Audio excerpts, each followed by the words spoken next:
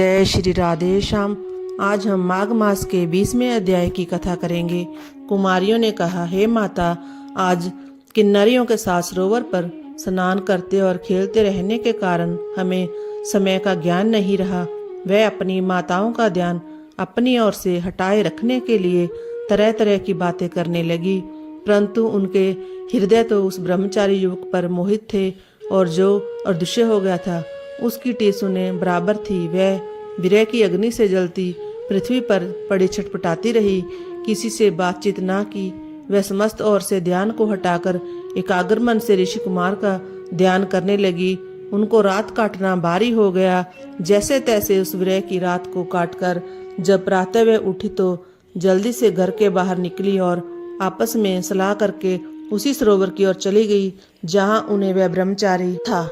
वहां पहुंचकर उन्होंने उस सरोवर में स्नान किया और गौरी की प्रतिमा बनाकर उसका पूजन किया। उसी समय वह ऋषि कुमार सदा की भांति स्नान एवं पूजा अर्चना के लिए उसी सरोवर पर आया। उसे आता देख उनके हृदय कमल खिल गए और वे बिना कुछ सोचे विचारे दौड़कर उस ब्रह्मचारी के पास जा पहुंची, उस आशय से कि वह कहीं भाग ना जाए। उन सुंदरियों ने उसे चारों तरफ से घेर लिया और बोली, हे प्रियतम, कल तुम हमें छोड़कर भाग गए थे, मगर आज हम तुमको नहीं जाने देंगे। स्वयं चारों ओर से उन सुंदरियों द्वारा गिरते देखकर वह ऋषि कुमार चिंता में पड़ गया। उसने उन्हें भली प्रकार समझाते हुए कहा, हे सुंदरियों, धर्म की मर्यादा को ध्यान में रखो। मैं तो अभी तक ब्रह्मचारी हूँ और वेद अध्ययन कर रहा हूँ। जब तक मैं गृहस्थ आश्रम में प्रवेश करने के योग्य नहीं हो जाता तब तक मैं विवाह कैसे कर सकता हूँ।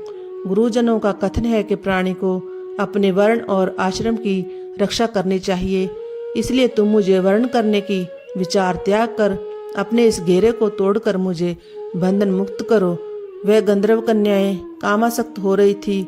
उस ऋषि पुत्र की वह अमृतवाणी सुनकर वह और अधिक अधीर हो उठी और बोली, हे कामरूपे, विद्वानों का कथन है कि धर्म से अर्थ, अर्थ से काम और काम से धर्म का उदय होता है।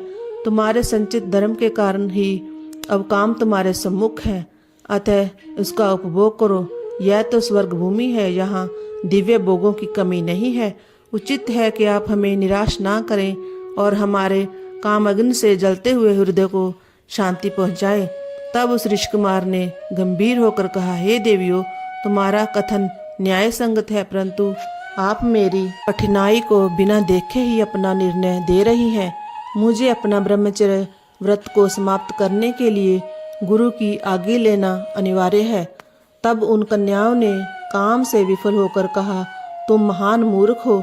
शास्त्रों का कहना है कि बुद्धिमान वही है जो सहज प्राप्त होने वाली दिव्य अशुद्धियां, ब्रह्म रसायनों, सिद्धियों, निधियों, रसों, कलाओं, सुंदर स्त्रियों, मित्रों और धर्म सिद्धि को नहीं त्यागता। यदि ये वस्तुएं अन्याय से उसे प्राप्त हों तो उसे कंचित भी आलस्य नहीं करना चाहिए। जिसे हम जैसी सुंदरी प्राप्त होती है वह बड़ा भाग्यशाली होता है। हमारी सुंदरता को देखो और हमारे कुल आदि को समझो। दैव की गति है कि हम तुम जैसे तपस्वी कुमार पर ही आसक्त हुई। अब तुम्हारा कल्याण इसी में है कि हमारे साथ गंधर्व विवाह करके हमें स्वीकार करो, अन्यथा हम इसी वन में निराश होकर अपने प्राण त्याग देंगे। तब उस धर्म प्राण ऋषि कुमार ने कहा, हे सुंदरियों, धर्म, अर्थ, काम, मोक्ष चारों वर्ग विधि पूर्वक सेवन करने से ही प्राणी को उनका सुफल प्राप्त होता है। अतः जब तक मेरा ब्रह्मचर्य व्रत पूर्ण नहीं हो जाता मैं कदापि तुम्हारा वर्ण नहीं कर सकता, क्योंकि समय से पूर्व किया कर्म उसी प्रकार नष्ट होता है जैसे कि सागर में डाला गया एक लोटा जल। हे कन्याओं, इस समय मेरा मन धर्म में आसक्त है, अतः मैं तुम्हारी इच्छा की पूर्ति नहीं कर सकता।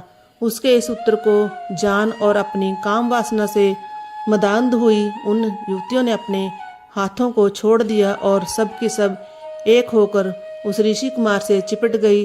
प्रमोदिनी ने उसके चरण पकड़े, सुशीला और सुसवरा ने उसकी दोनों भुजाओं को जकड़कर पकड़ लिया। सुतारा उसके वक्ष से लिपट गई और चंद्रिका उसके मुख को चूमने लगी। इस प्रकार कामोशक्ति उन गंधर्व कन्याओं के उत्तेजित करने पर भी वह ऋषि कुमार अपने धर्म की रक्षा में सफल रहा। उसे प्रचंड क्रोध आया और तब श्राप देते हुए बोला, हे कामसक्तो, तुमने पिशाचियों की भांति मुझे घेरा है, अतः तुम अब पिशाचिनियों का रूप ग्रहण करो। इस श्राप को सुनते ही वे उससे छिटक कर दूर हटी और क्रोध में भरकर बोली, हे पापी, हम निरपराध कन्याओं को तूने यह श्राप क्यों दिया? तू धर्मज्ञ नहीं है, जो प्रिय और अप्रिय कार्य का भी भेद नहीं समझता। सभी जानते हैं कि ये प्रेम पात्र भक्त एवं मित्रों के साथ द्रोह करने वाला कोई सुख नहीं मिलता है। जैसे तूने हमारे साथ किया उसका फल तुझे भी प्राप्त हो सके, इसलिए हम भी तुझे श्राप देती हैं कि तू पिशाच हो जा। इस प्रकार परस्पर श्रापों के आदान प्रदान से वे कन्याएं पिशाचनी और वह ऋषि कुमार पिशाच बन उसी सरोवर के तट पर निवास करने लगे। हे राजन, कर्म के फल को प्राणी अवश्य ही प्राप्त करता है। कर्म फल सदैव छाया की तरह प्राणी के साथ रहता है। देवता भी कर्म फल से मुक्त नहीं होते हैं। उनके माता पिता घर पर उनके लिए व्यथित थे और वे इस सरोवर के किनारे भटकते हुए पिशाच योनि को भोग रही थी। बहुत समय व्यतीत हो जाने पर एक दिन लोमश ऋषि पौष की चतुर्दशी को सरोवर पर स्नान को आए। भूख से व्याकुल पिशाच पिशाचनियां उनकी ओर भागे, परंतु लोमश ऋषि के तेज के कारण वे पास पहुंचने से पहले ही जलने लगे और इसी कारण वे दूर भाग गए। वह वहां अग्निमय का पिता वेदनिधि लोमश ऋषि को सरोवर तट पर आया देख इनके पास आकर हाथ जोड़कर बोला, हे महामुने, महाभाग्य के उदय होने पर ही उत्तम पुरुषों के दर्शन होते हैं।